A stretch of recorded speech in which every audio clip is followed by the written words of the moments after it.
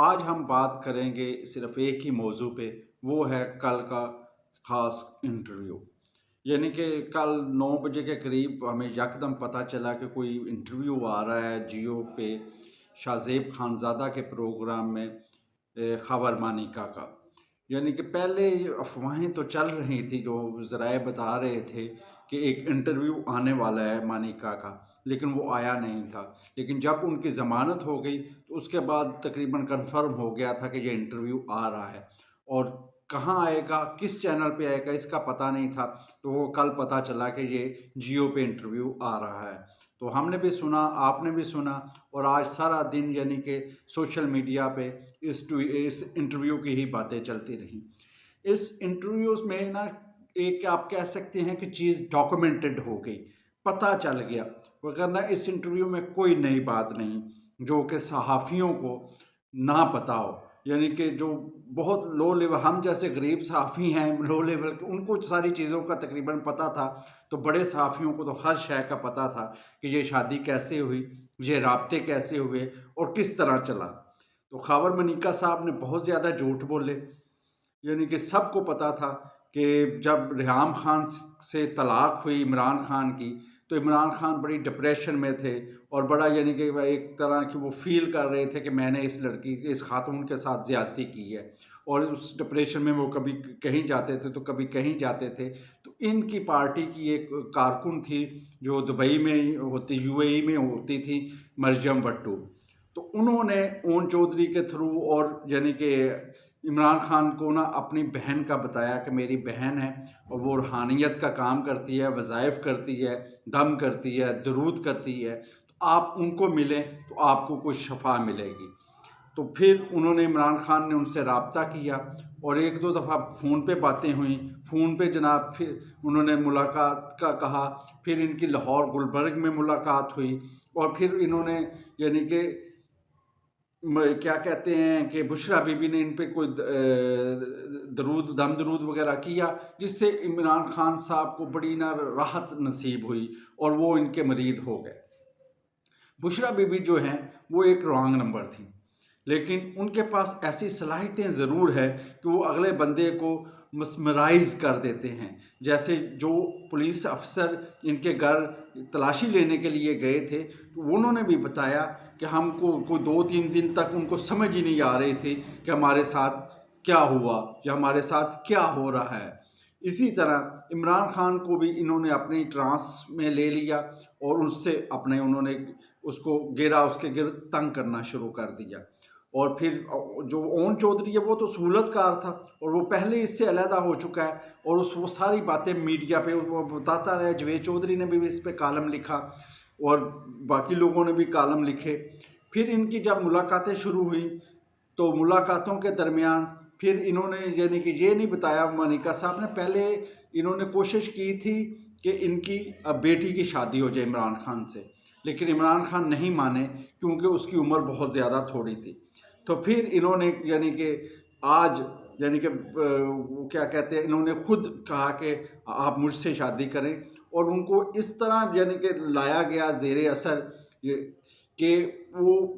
آج جوید چودھری صاحب نے بھی اس پہ ایک ویلاگ کیا ہے، ان کو ایک ایسی ہستی کا کہ جو کہ ہم مسلمانوں کے لیے سب سے اہم اور سب سے بزرگ اور سب سے برتر ہے، کہ ان کا حوالہ دے کے کہا گیا کہ ان کی طرف سے یہ بشارت ہوئی ہے کہ آپ مجھ سے شادی کریں تب آپ وزیر اعظم بن جائیں گے۔ تو پھر وہ کیا تھا، پھر وہ شادی کرنی تھی، اور خاور منیکا نے پھر ان کو 14 نومبر کو طلاق دی، 2017 14 نومبر کو۔ اس کے بعد ان کی یعنی کہ 1 جنوری کو شادی ہوئی، جو کہ عمر چیمہ نے رپورٹ کیا۔ تو جب ان کو پتہ چلا کہ یہ تو عدت ہی نہیں پوری ہوئی، تو پھر 18 فروری کو دوبارہ انہوں نے شادی کی، اور اس کے وہ سعید جو ان کے مولانا سعید صاحب تھے، مفتی سعید صاحب، وہ بھی مان گیا کہ میں نے 2 دفعہ نکاح پڑھایا تھا، اور سیم کپڑے، اور کافی لمبا ان کا انٹرویو ہے، آپ نے بھی شاید سنا ہو۔ یعنی کہ انہوں نے دوبارہ وہ پھر نکاح پڑھا، لیکن یہ چیز تھی کہ ان کا تھا کہ بھائی ہم نے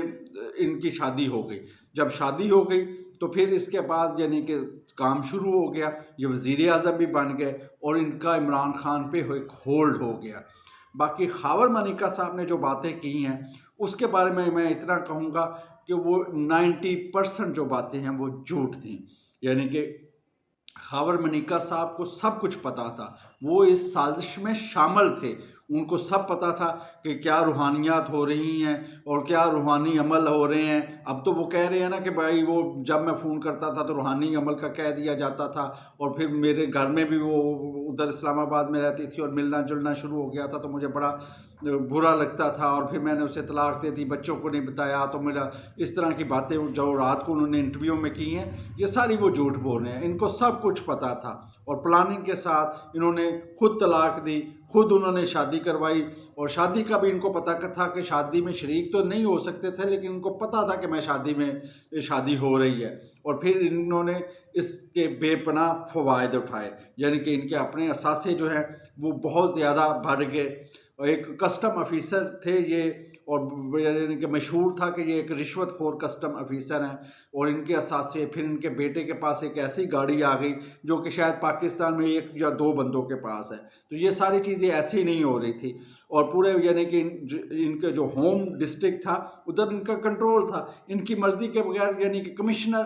اور کیا کہتے ہیں ڈی سی اور ڈی پی او نہیں لگ سکتے تھے، تو انہوں نے بہت زیادہ انجوائے کیا عمران خان کے اقتدار کو، اور اس کے ساتھ انہوں نے اپنی بھی یعنی کہ جو خواہشات تھی وہ پوری کی۔ پھر یہ انہوں نے اکٹھے سفر بھی کیا، یعنی کہ ان کی بیٹی تھی، ان کی شادی جب وہ الفتح اسٹور والے لڑکے کے ساتھ جب ہوئی تو جو وہ شادی انہوں نے پلان کی تھی